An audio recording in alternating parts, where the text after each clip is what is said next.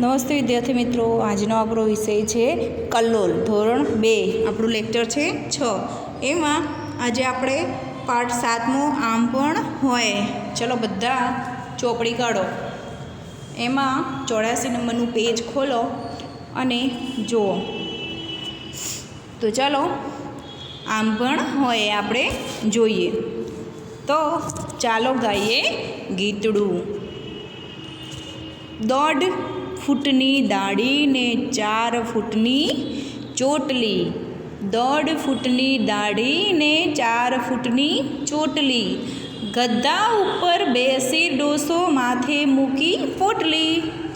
1.5 ફૂટની દાઢી છે ને 4 ફૂટની ચોટલી. ગધા ઉપર બેસે ડોસો માથે મૂકી પોટલી. ઠસ ઠસ જાય, ફસ ફસ જાય. ચોટલીના ઝૂલામાં બેસી પંખી ગીતો ગાય. ઠસ ઠસ જાય, ફસ ફસ જાય. ચોટલીના ઝૂલામાં બેસી પંખી ગીતો ગાય. ચોટલી ઉડે ફરર ફર, દાઢી ઉડે સરર સરર. ગધાની પૂંછડી લાંબી લચ. ગધાની પૂંછડી લાંબી લચ. ટાઢે ધ્રુજે થરર થસ. થરર ઠસ. બરાબર. ગધાની પૂંછડી લાંબી લચ, ટાઢે ધ્રુજે થરર ઠસ. કોને લખી છે આ કવિતા? કોને લખી છે? તો રમણલાલ સોની. કોને લખી છે? રમણલાલ સોની. બરાબર. હવે હું તમને ગીતડું સમજાવીશ. તો આ છે 1.5 ફૂટની દાઢી. જો આ એક ડોસો છે, એ ગધેડા પર બેઠેલો છે, એની માથે પોટલી છે, એની ચોટલી કેવી લાંબી છે અને દાઢી પણ લાંબી છે. ચોટલીમાં વળાંકવાળી છે, તો એની ઉપર પંખીઓ પણ બેસી શકે એવી એની ચોટલી છે. તો હવે આપણે ગીતડું સમજીશું કે 1.5 ફૂટની દાઢી. હવે આ 1.5 ફૂટની દાઢી છે એમની. જો આગળની દાઢી કેવી છે? 1.5 ફૂટની, યાદ રાખજો. અને 4 ફૂટની ચોટલી. ચોટલી 4 ફૂટની છે અને દાઢી છે એ 1.5 ફૂટની છે. બરાબર, યાદ રાખજો. ગધા ઉપર બેસે ડોસો, એટલે ગધેડા ઉપર બેસે છે ડોસો અને માથે મૂકી છે પોટલી. જો મૂકી છે, એ ગધેડા ઉપર બેઠો છે અને એના માથા પર પાછી પોટલી મૂકી છે. ઠસ ઠસ જાય, ફસ ફસ જાય. કેવો ચાલે? ગધેડો ઠસ ઠસ જાય છે, પછી ફસ ફસ જાય છે, એવું ચાલે છે. ચોટલીના ઝૂલામાં બેસી પંખી ગીતો ગાય. આ ચોટલી છે એ કેવી વળાંકવાળી છે, તો એની ઉપર પંખીઓ બેસે છે, ચકલી પોપટને, અને ગીતો ગાય છે. તો ચોટલી ઉડે ફરર ફસ, દાઢી ઉડે સરર સર. ચોટલી કેવી ઉડે છે? ફરર. અને દાઢી ઉડે સરર. ચોટલી ફરર ઉડે અને દાઢી સરર. ગધાની પૂંછડી લાંબી લચ. ગધેડાની પૂંછડી કેવી છે? લાંબી લચ. ટાઢે ધ્રુજે થરર ઠસ. ગધેડો ટાઢે એટલે કે ઠંડીમાં ધ્રુજે છે, ઠરર ઠસ. પડી ગઈ સમજ? હવે આ કવિતા છે, એ કવિતા તમારી કલ્લોલની નોટમાં લખી લેવાની છે આખી.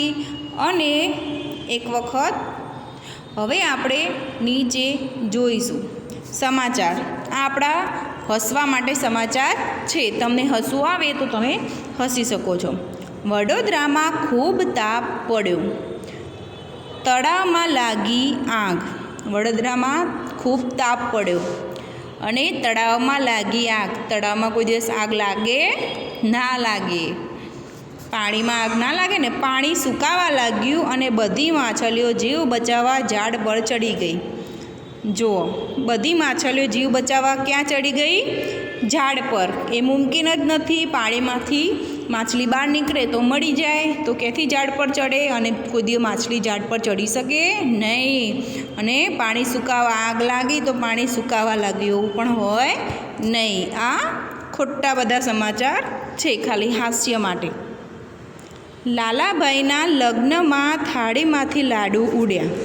જો લાલાભાઈના લગ્ન હતા તો થાળીમાંથી લાડુ ઉડવા લાગ્યા અને ડાયાલાલના ઘરમાં ઘૂસી ગોદડા ઓઢીને સૂઈ ગયા.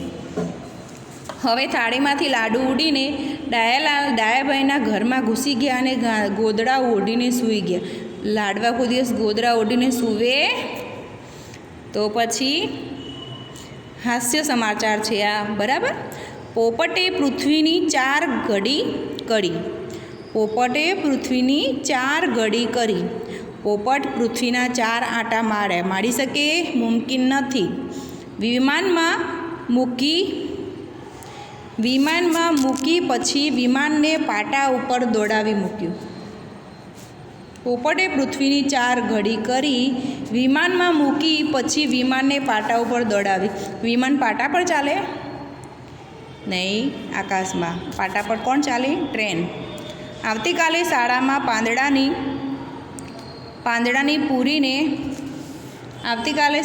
પાંદડાની પૂરીને પાણીમાં તળીને સૌને પેટ ભરીને જમાડવામાં આવશે. પાંદડાઓની પૂરી બનાવવાની છે અને પાણીમાં તળવાની છે. પાણીમાં તળાય પૂરી, તેલમાં તળાય. પાંદડાની પૂરી બને પણ નહીં અને બધાને પેટ ભરીને જમાડવામાં આવશે. કોઈ પણ બાળકે પોતાનું પેટ ઘરે મૂકીને આવવું નહીં. તો કોઈ બાળકે પોતાનું પેટ ઘરે મૂકીને આવવું નહીં. પેટ કોઈ દિવસ ઘરે મુકાય? જોડે હોય આપણા.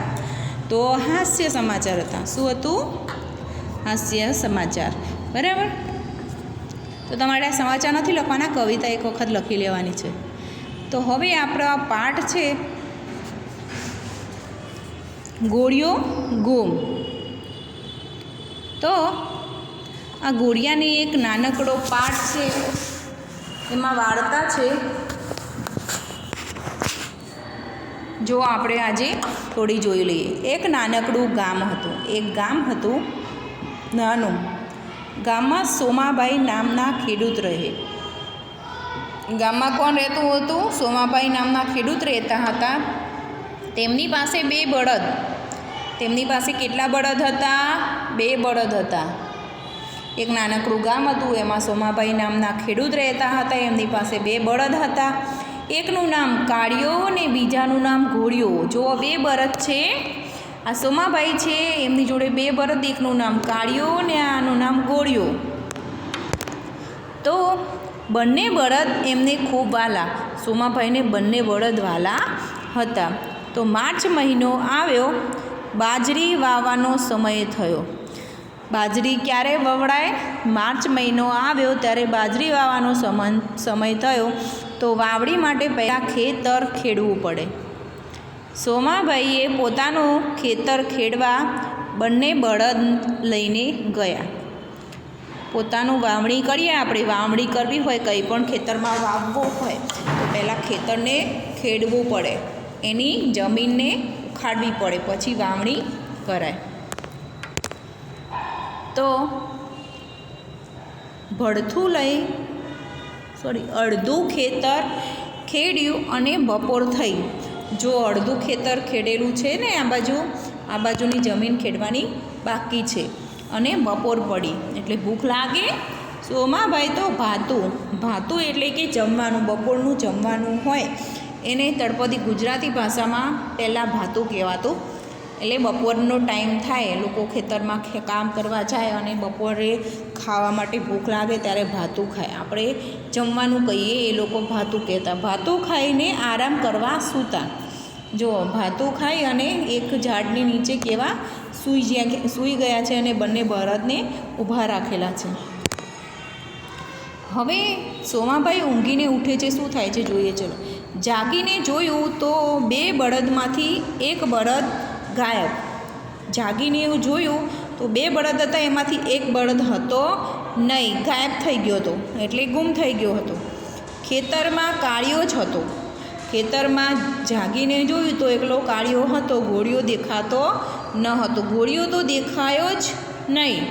ખેતરમાં ઘણું શોધ્યું પણ ઘોડિયો ક્યાંય ન મળ્યો. આખા ખેતરમાં શોધી વળ્યા પણ ઘોડિયો ક્યાંય મળ્યો નહીં.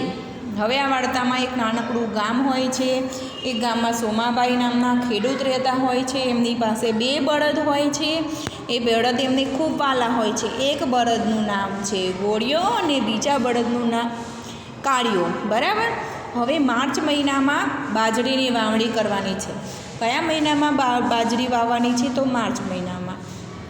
વાવણી પહેલાં શું કરવું પડે? તો ખેતર ખેડવું પડે.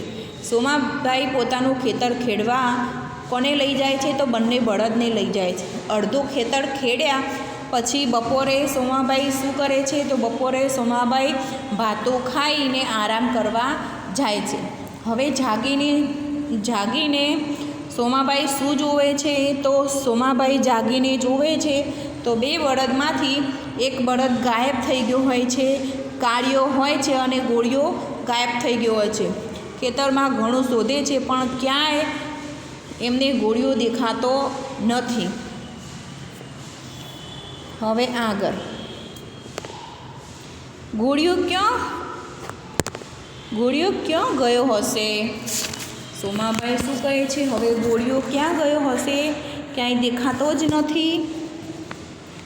તો બાજરી વાવતી વખતે પણ સોમાભાઈએ તો ગોળિયાને શોધ્યો. ત્યારે ખેતરમાં શોધ્યો પણ મળ્યો નહીં. પણ જ્યારે બાજરી વાવવા આવ્યા બીજી દિવસે ત્યારે પણ તેમને ગોળિયાને શોધ્યો છતાં પણ ગોળિયો ક્યાંય ન જડ્યો. તોય ગોળિયો ક્યાંય જડ્યો નહીં. બાજરી ઉગીને મોટી થઈ. સોમાભાઈ તો રોજ ખેતરે આવે. બાજરી ઉગીને તો મોટી થવા લાગી અને સોમાભાઈ રોજ ખેતરમાં આવે. બાજરી જોઈને હરખાવું એટલે ખુશ થવું. બાજરી સારી હોય તો ખુશ થાય ને કે મારી બાજરી કેટલી સરસ ઉગી છે, એમ હરખાવું એટલે ખુશ થવું. અને આખા ખેતરમાં ફરીને જુએ. આખા ખેતરની ચારે બાજુ ચોરસમાં ફરીને જોવે એમ. તો એ ક્યાંય મારો ગોળિયો નજર ચડે એટલે કે મારો ગોળિયો ક્યાંય મળે છે કે નહીં એ માટે. પણ ગોળિયો ન જડ્યો. બધે શોધ્યું પણ ગોળિયો જડ્યો નહીં. હવે એ ગોળિયો ક્યાંથી મળશે? જો એમને ક્યાં હશે એ માટે ક્યાં જોયું? ખેતરમાં બાજરી ઉગી, પછી બાજરી ઉગીને મોટી થઈ તો એ રોજ ખેતરમાં આવી અને ખેતરની ચારે બાજુ શોધ્યું પણ ક્યાંય મળ્યું નહીં. હવે હે ગોળિયો ક્યાંથી મળશે? બાજરી પાકી ગઈ. ઊભી બાજરીના ડુંડા લણતા હવે બાજરી પાકવા લાગી અને ઊભી બાજરીના ડુંડા લણતા પણ ગોળિયો ન જડ્યો. હવે બાજરી તો પાકી ગઈ પણ બાજરી ઊભી હતી તો એને લણવું એટલે કે ઉપરથી જે આ રીતના બાજરી ઉગી હોય એના પાંદડા હોય અને અહીંયા આ રીતના બાજરીમાં દાણા ભરાયા હોય તો આટલાથી બાજરીને કાપી નાખવી એટલે કે લણવી. અહીંયાથી કાપીને બધા આવા ડુંડા હોય એ બધા ખેતરમાંથી કાપી દેવા, લણવામાં આવે એને કહેવાય લણતા. આ ડુંડા કહેવાય અને ડુંડાને કાપવા એટલે કે લણવા. બરાબર. હવે બાજરીને લણતા પણ ગોળિયો ન જડ્યો. ડુંડામાંથી બાજરીના દાણા છૂટા પડ્યા, ચાળણીથી ચાળ્યા. હવે બાજરીના ડુંડા ભેગા કરીએ પછી સુકાઈ ગયા દાણા એટલે બાજરીમાંથી દાણા બધા કાઢી લેવા પડે ને. તો દાણા કાઢી અને એને સાફ કરી કોથરામાં ભરી ઘરે લાવ્યા. દાણા છૂટા પાડી અને ચાળણીથી ચાળ્યા. પછી એને કાઢી અને ચાળણીમાં ચારવાના હોય. ચાળણીથી ચાળીને તગારામાં ભર્યા. તગારું એટલે કે ટોકર હોય એમાં ચારીને પછી ભર્યા. હવે એને કોથરામાં ખેતરમાં ચાળી લીધા, પછી ટોકરમાં ભર્યા, પછી એને કોથરામાં ભરી ઘરે લાવ્યા. પણ ગોળિયો ન જડ્યો. તે ન જ જડ્યો. છતાં પણ આટલું શોધ્યું તોય ઘોડિયો મળ્યો નહીં. ખેતરની બાજરીમાં વાવ્યા પછી સોમાભાઈએ ખેતરમાં બધે શોધ્યું તોય ના મળ્યો. પછી બાજરીને લણી અને એના ડુંડાને લણી લીધા. ડુંડા લણ્યા પછી બાજરીના દાણા છૂટા પડ્યા પછી એને ચાળણીથી ચાળ્યા તોય ના મળ્યો. તગારામાં ભર્યા તોય ઘોડિયો મળ્યો નહીં. શોધ્યા પછી કોથરામાં ભરીને ઘરે લાવ્યા. બાજરી વાવ્યાથી લઈને કોથરામાં ભરીને ઘરે આવી એટલા સુધીમાં રોજે ખેતરમાં શોધતા પણ ઘોડિયો ખેતરમાં ક્યાંય મળ્યો નહીં અને ન જડ્યો તે ન જ જડ્યો. કોથરામાંથી બાજરી કાઢી ઘરે આવી ગયા કોથરા. પછી કોથરામાંથી બાજરી કાઢી ફરીથી સાફ કરીને ઘંટીમાં દળી. હવે તમને ખબર છે ઘોડિયો ક્યાં હશે? ક્યાં ગયો છે તમને ખબર છે નહીં? ચલો આપણે શોધીએ મળે છે કે નહીં. તો હવે કોથરામાંથી બાજરી કાઢી અને ફરીથી સાફ કરીને ઘંટીમાં દળી અને ઘંટીમાં દળી એનો લોટ થઈ ગયો બાજરીનો. પછી શું બનાવ્યું? રોટલા બનાવતા બાજરીનો લોટ ચાળ્યો. જો બાજરી ઉગાડીથી લઈને ઘરે લાવી અને રોટલા કેવી રીતે બને છે બધી વિગત અહીંયા સમજાવવામાં આવી છે. બરાબર. તો સોમાભાઈએ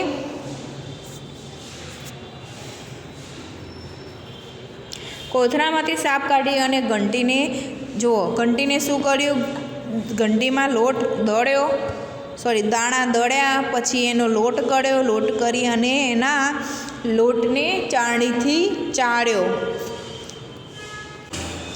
તો બાજરીને સાફ કરીને પછી જો શું કરે છે?